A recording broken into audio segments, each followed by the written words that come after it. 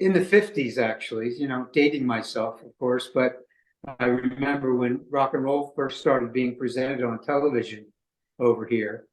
And my grandfather one day brought over a little guitar that had been my mother's, but it was a Hawaiian acoustic Hawaiian guitar that you played on your lap, with a bar. Yeah, yeah.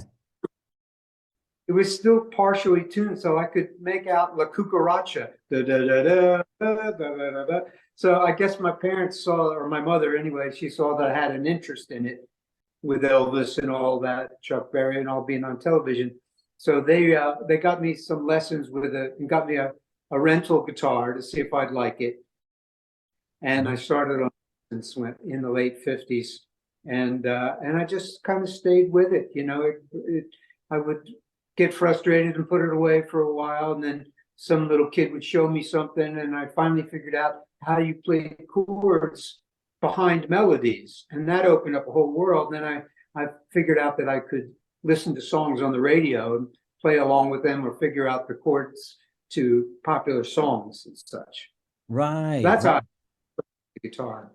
So there was no kind of formal education or college or any of that kind of stuff that you didn't do a course or something like that. It was just purely organic.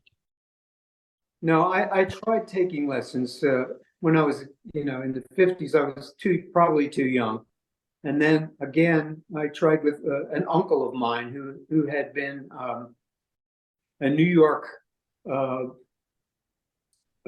guy that played in the pits for Broadway shows and such. And that didn't work out.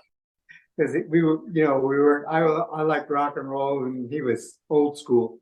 So then I finally got with a guy for a very short while who recognized that I had a good ear. And he said, well, you can labor through this book learning stuff, or I can show you how to play rock and roll and bend strings and do that. And I said, that's what I want. And he, James Burton. James Burton was Ricky Nelson's guitar player who was on television every week in their show called The Adventures of Ozzie and Harriet. So James Burton would be the lead guitar guy behind Ricky Nelson, and later he went to play with Elvis. And in more recent years, we've become good friends. And so talk about your playing style then, because you didn't sort of learn through the maths of it. You learn through your ear. Right. Yeah. So it's like playing. It's like speaking another language. So I've always Definitely